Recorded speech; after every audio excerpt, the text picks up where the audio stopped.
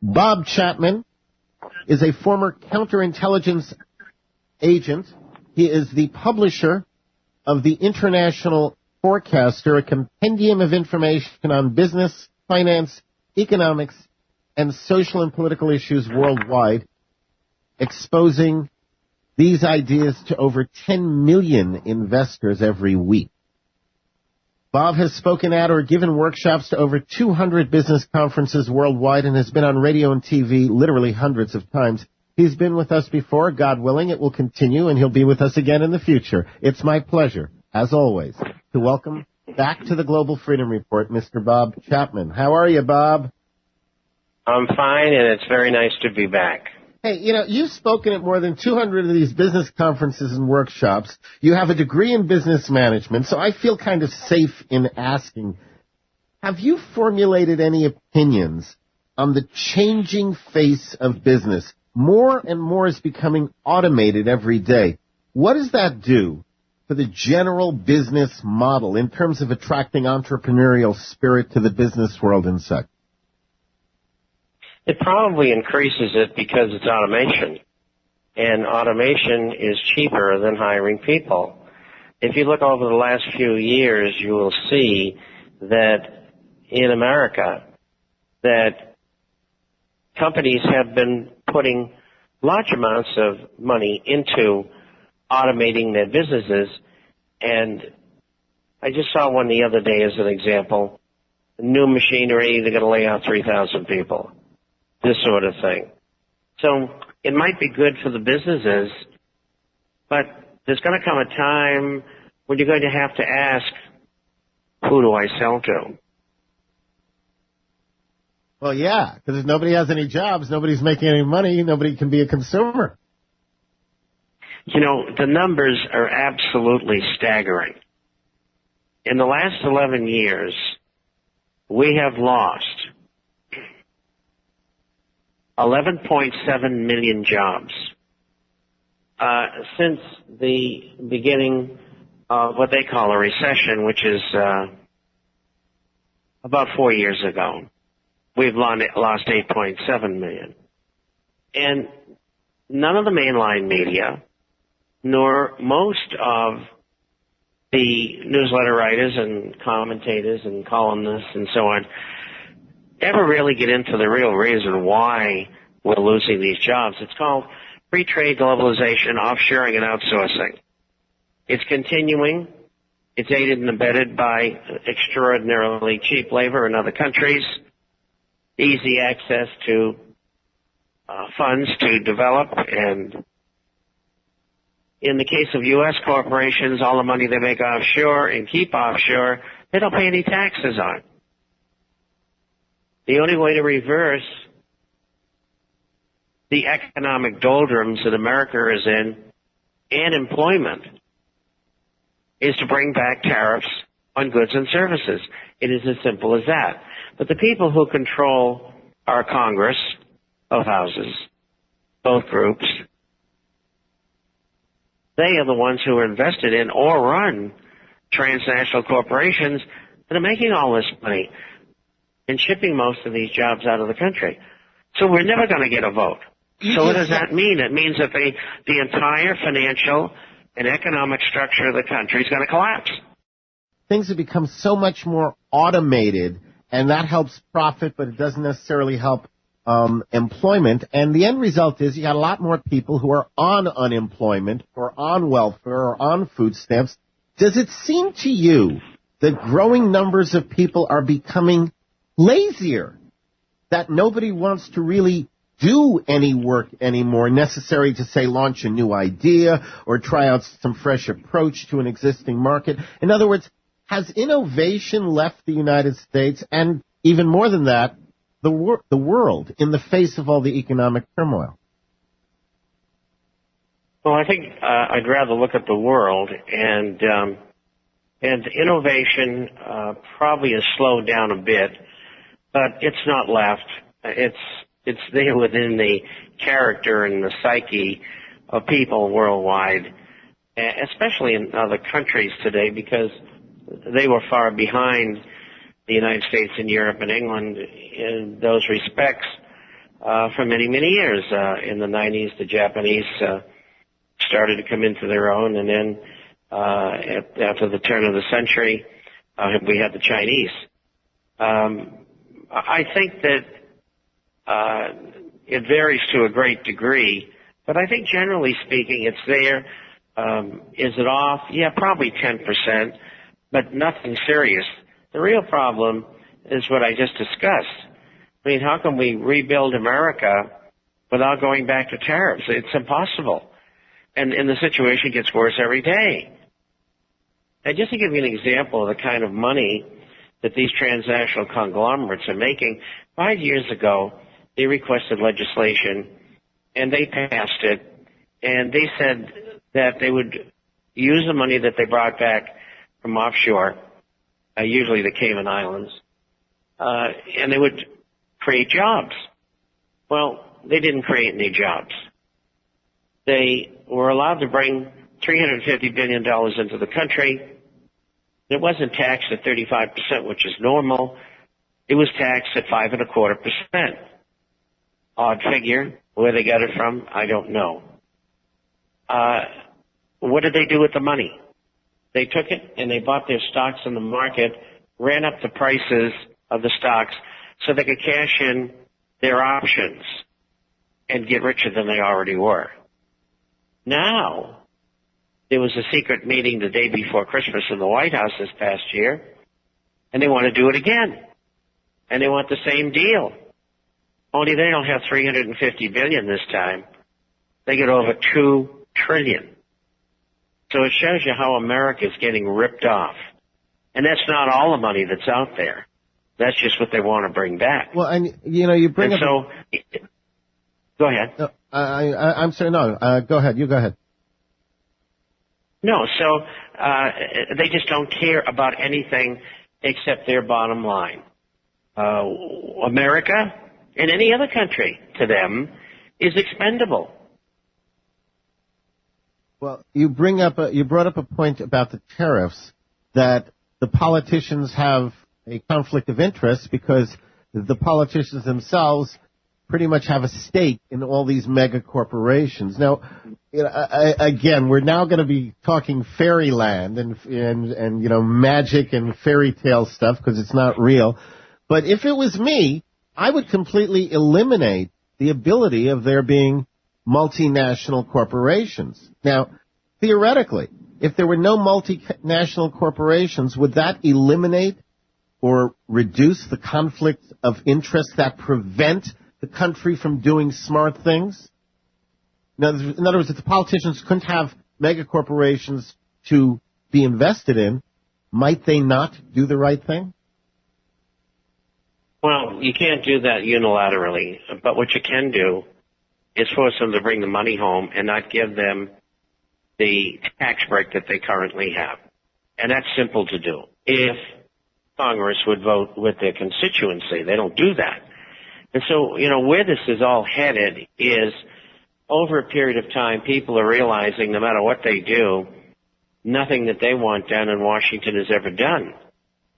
And it isn't a close call. It's usually 90% of the time things happen that they don't want to happen. And so it's not even close. And, when these politicians get to Washington for the first time, they wined and dined, and they become part of that elitist mob that walks away from Congress 2 or 22 years later, a multi-millionaire.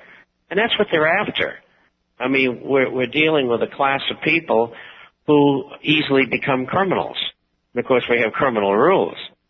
Campaign contributions are now totally unlimited. And we have lobbying, which is horrible. And, the dance goes on and on. And so how do you change it? I'm afraid there's no way to change it. And we're going to keep on going down. Oh, there is one thing. We can follow the example of France in 1789. Maybe that will solve it. Or, yes, that's more likely to happen. Or we could, if we really were smart, follow the example of the American revolutionaries from 1775. But that takes thought and forethought, and I'm not sure we're going to get that. I think the French Revolution is a lot more likely. Well, okay, let's segue over to general politics, economics. I've got a slew of places on the earth right here. We got Libya, we got Afghanistan, Yemen, Bahrain, Iran, Iraq, Pakistan, Greece, the EU, the United States. What do you, Bob Chapman, think is the most important story or issue facing freedom and free market lovers today? Well, there's 6 countries in Southern Europe that are broke. And there's no way they can save them. And if they can't save them, the euro will be dispatched, and the European Union probably as well. And the bankers in Europe, as well as the politicians, they all want world government. And that's really what this is all about. And in the meantime, they keep on looting the public of the world. I'm very close to the Greece. 6 countries. I assume Greece, Spain, Portugal. Greece, Portugal, Ireland, Italy, Belgium, and Spain. Belgium is in there. Well, they haven't had a decent government for 5 years. Well, they haven't had a government. They went 2.5 years with no government at all. Yeah, exactly. And it's an unnatural association. You get the Flemish in the north who have nothing in common with the Wallonians in the south. And they don't even get along. In fact, they have places in that country where only one or the other can live. In other words, if there's a housing project or a condominium project, only Wallonians can live in that one, and the Flems can live in that one over there. People don't know these things because they've never lived in Europe. I lived over there for years, and I speak their languages. But the point is that they're all a basket case. What is the number? $4 to $6 trillion to save them. Who's got the money? Nobody. And if Germany and France and the other healthy countries in the European Union decide that they're going to bail them out, they're going to bankrupt themselves, and they know that. Behind the whole thing are the bankers. They should have never made the loans to buy the bonds in the first place. And they knew what they were doing. They don't care because they never hurt. No matter what they do, they always come out on top. This time they're going to lose. Oh, it would be nice. It would be nice. But it seems like everybody knows about Greece. Greece is the one that's in the forefront of the news every day. But it seems to continually stretch out. It's going to collapse. It's going to fall apart. But it's always tomorrow. At what point is it really going to happen? When they have a change of government or a revolution, one or the other. In fact, the Greeks have said if they start selling off things to foreigners, they're going to destroy them. That's what they're trying to do. They're going to take it apart. There'll be no electric in Greece. Yeah, they want to sell off, Greek holdings, and if that starts anywhere, if that starts in Greece, they'll do it all over the world. That's what they could plan for us too. And so the Greeks are saying, no, we're not going to do that. Scorched earth policy, and maybe a revolution. And when they have a change of government, I would assume that the United Democratic Party, which is run by Mr. Samaras, they will change things. What people don't know, most Europeans don't know, the Greeks know, but almost nobody else does, that the legislative session that they had last week was illegal. They had a 50% passage on vote. By the Greek constitution, it has to be 2/3. And the party in power, which are Marxists, Leninists, communists, socialists, they know that. In fact, the number 2 guy had a conversation 3 or 4 days ago with Mr. Samaras, and Samaras said to him, look, it's all illegal. And he says, I know that. So what are they going to do about it? He said, well, I have to ask them. Of course, he doesn't want to know. And so the whole thing just stinks. It's going to blow up. It's not going to last. And now Portugal is two grades from the top of junk bonds. So you get out of junk bonds, and then you go 2 levels lower. In other words, we don't want your bonds. We don't want your paper. and the European Central Bank doesn't want their paper either. And so they need another bailout. How much? I don't know. Maybe 150 billion. I mean, just chump change. Yeah, but this is going to go on and on. Yeah, that's like continuing to put gas in a car when you have a break in the fuel line. You'll never have a full tank. Kicking the can down the road is what they call it. Yeah, I mean it's absurd. Do you think that there will be some kind of a default or collapse in the European Union or the Eurozone by the end of this year? Possible. Could be probable, but I can't say. But I do know one thing. The problem's not going to go away, and sooner or later it's going to blow up, and it's going to take the whole world financial system down with it. And that's why I tell people the only safe place for you to put your money is in gold and silver-related assets. Otherwise, forget it. Yeah. So what he said. Let me segue over to the U.S. for a moment. Minnesota, they just shut down the government last week. New York City is rationing toilet paper at Coney Island Amusement Park. Teenage mob burglaries have been reported in several states. The United States is falling apart. As far as I'm concerned, it looks like a depression, even though officially they say it's a recovery. How bad is the U.S. economic situation really? There was no recovery, and we had QE1, QE2, Stimulus 1, Stimulus 2. What did they work out to? About $4.3 trillion. What did they accomplish? Well, they saved the financial system for the financial people. The Fed has been buying 80% of the bonds being issued by the federal government, and that can't keep up forever. And they're working toward what they call in economics the law of diminishing returns. And anybody who's listening who had Echo 101 as it was called, and gee, I went to college over 50 years ago, and that law of diminishing returns is you can only throw money at a problem for so long, and after a while it doesn't work at all, and that's what they're running into. But they're going to keep on doing it, and you know why? Because if they don't, the whole system collapses.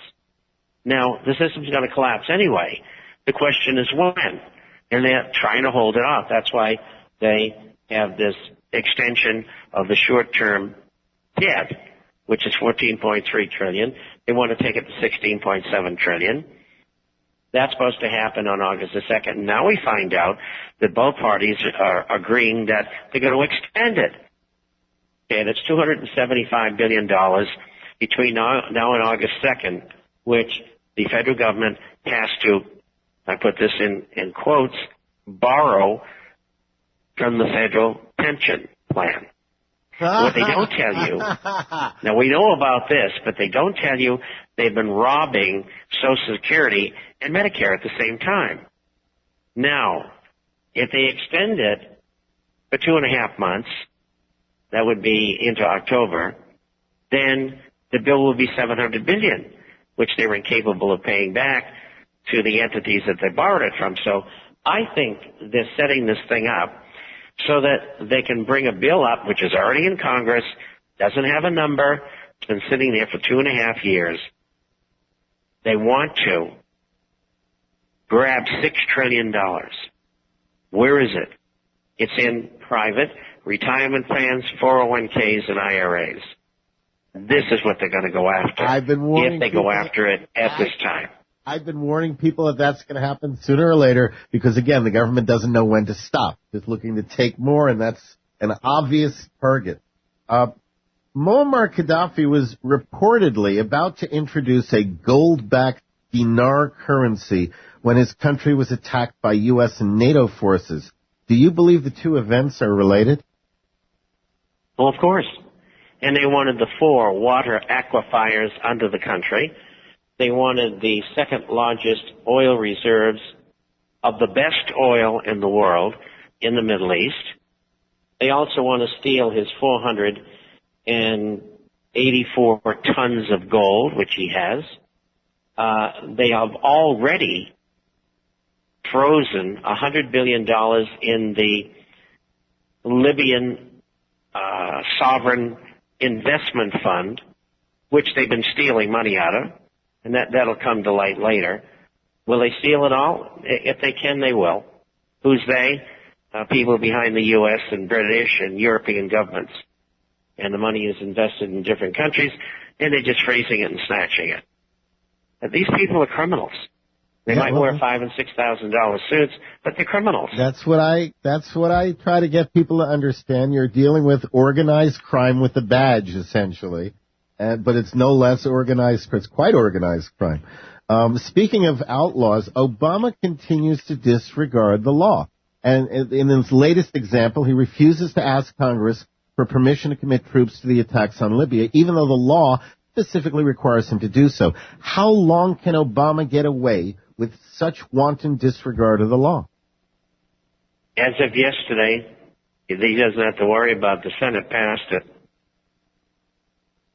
You just don't know it yet. But the question... They are allowing him to send troops in there. But the question still stands. Well, the House has to also chime in on that. Well, they'll get around to that. The House will do exactly as they're paid to do. But what I'm saying... Just like the Senate. Is it just a matter of they're paid to look the other way? Can he just keep getting away with this? Of course. More so from you an have a corporatist. Well, it's called a corporatist fascist government. Just like Adolf Hitler and Benito Mussolini had in the 1930s. Same type of government. In fact, that was a trial run for what we're getting today. They financed all that. That's another program. Take 2 or 3 hours to explain that. Well, let me ask you, from your work in the intelligence community, did you find that there's a general attitude among other company assets, that's what they call agents, concerning presidents openly ignoring the laws they're sworn to uphold? Like in the movies, spies tend to be depicted as not caring about the law, just about the mission objectives. Is that really true? Is there any kind of an attitude among the intelligence community around presidents taking the law into their own hands? Always been 2 groups of people. One that are straight arrow and do the right thing, and the other group that will do anything. It's as simple as that. I mean, you saw it in the Iran-Contra affair. Ollie North was called before the Senate and literally spit in their face. There are no rules. And how long has this been going on? Probably since the 1960s. That's when it really started. And that's when I got out, in 1958. And I didn't want to have any part of it because I knew what was up, what they were doing. I didn't know what I know today, needless to say. And that's what got me off from the career I was on, because I understood what they were up to. In fact, I understood after I was with them probably about 3 months. And I was reading about the history of counterintelligence. They give you these books to read and things like that. And in there, it described how the Japanese diplomatic code had been broken in 1937 by both the British and the Americans. They knew everything the Japanese were doing. They lined up the ships in Pearl Harbor and did everything except send them a message and tell them to come and bomb them. It was a setup. But when I saw that, I knew I was in the wrong place.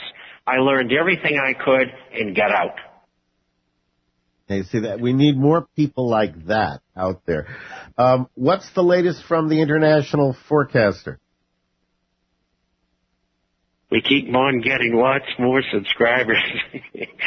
And I love doing radio. I'm doing 40 hours a week and have for a long time. I did a lot in Europe with Ireland presently, BBC, Deutsche Welle, the French International, and a lot of other smaller stations. Did a lot of work in Greece. And the message is getting there. These people who are running things from behind the scenes, they're so befuddled, they don't know what to do. They don't know how to stop us. And I got to stop you right there. It's you and me and everybody on alternative radio and the Internet. And they can't stop us, and everybody's finding out the truth. and we're breathing down their neck, and I got a serious problem. And I got to stop you because I want to make sure I can give out information about getting your free copy of the International Forecaster. That's right. Free copy. You can call toll-free 877-479-8178. That's 877-479-8178. Or visit their website at www.theinternationalforecaster.com. Bob, thanks so much. We'll see you again next month. That's the end of hour number 1. We'll be back with more on the Global Freedom Report. Bye-bye.